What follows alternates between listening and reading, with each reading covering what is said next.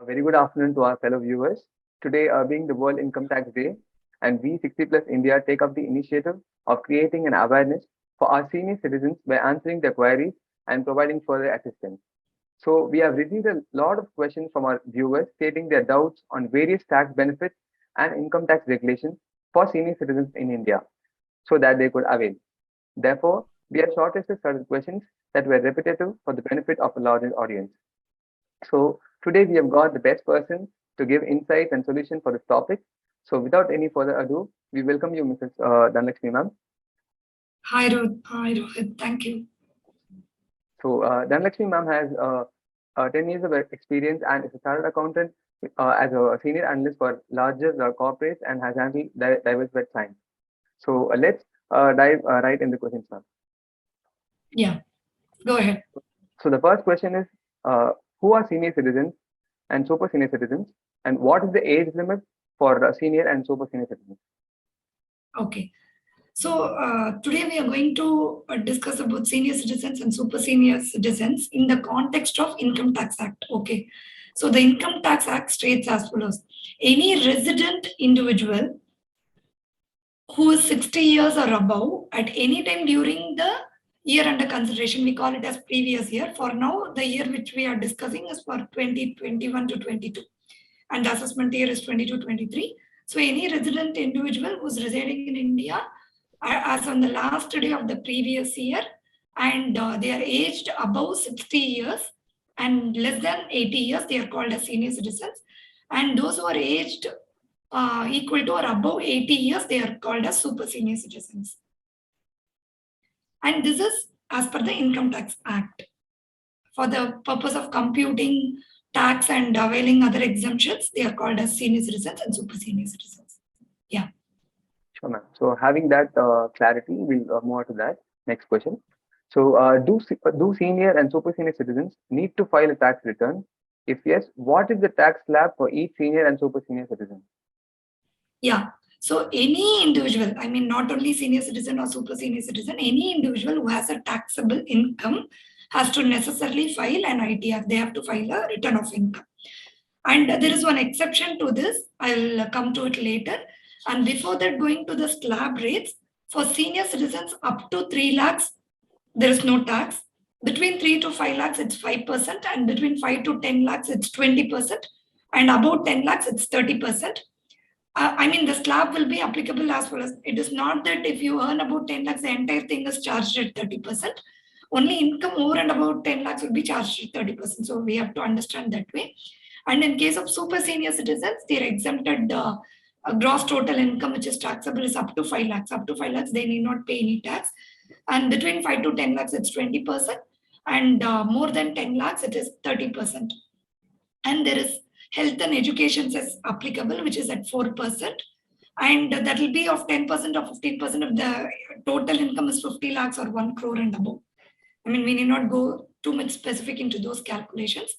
And who need not file ITR? There is one exemption under section 194P, which states that if a resident individual, and this exemption is not applicable for an NRI, if it is a individual who is resident in India and aged above 75 years, and he is having only pension income, and he is also earning interest only in that specific bank where from he is earning that pension income, they need not file ITR. So that is the only exemption they are giving, and they also have to give a declaration to that specified bank. So the bank, what they will do, they will consider all the deductions applicable to them, the rebates applicable to them, and if need be, they will deduct the TDS, and those persons need not file ITR. Rest all of them, even if it is a senior citizen or super senior citizen, they need to file an ITR, provided they are having a taxable income. Sure, ma'am. Nice. So we'll move on to the next question. And so it is, if a senior citizen has income from various sources, then how will he be taxed?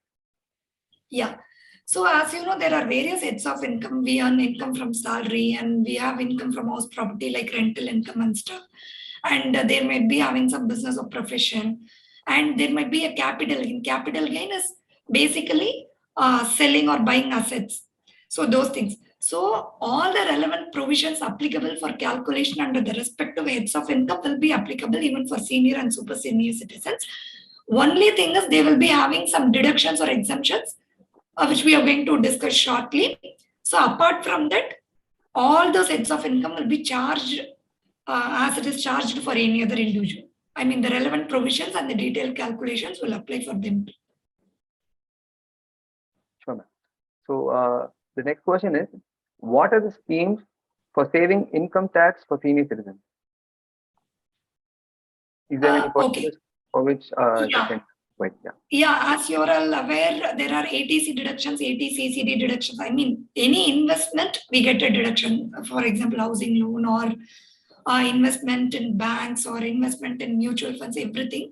Some popular or good schemes for them to save money, if at all you ask me, it is like Senior Citizen Savings Scheme, is CSS by government, Pradhan Mantri Yojana scheme, Post Office Monthly Income Scheme. Senior citizens have a good FD rate, so they can invest there, and mutual funds. So if they invest in all these, they also get deductions under ATC or ATCCD, and they have some national pension scheme which only senior citizens have. They are only eligible for the deduction, not all other individuals. So these are the different savings scheme, and health insurance is a wonderful savings scheme for them, ULIPs and insurance. So the final question of today will be, if my parents are dependent on me, can I claim a tax exemption on the expenses incurred for medical treatment?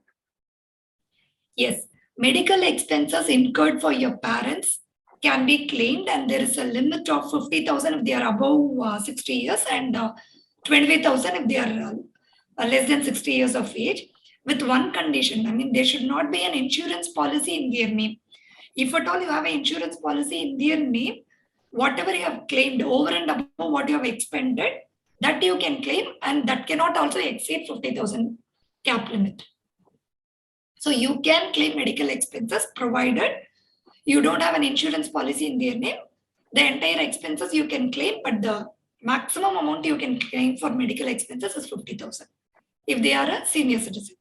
I mean, if your parent is a senior citizen, you can claim. Yes. Okay.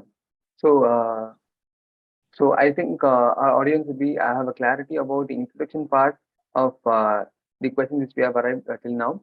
So this concludes the part one of our video in order to give an introduction about our senior citizens and super senior citizens, in order to know the benefits and the other income tax regulations acts of filing income taxes. So thank you so much for your inputs, ma'am, and I'm sure the audience will have a great understanding of the tax inquiries. So Sure. therefore, our part two video will cover the questions related to the deductions and medical insurance tax exemptions. So kindly stay tuned. Sure. Thank you.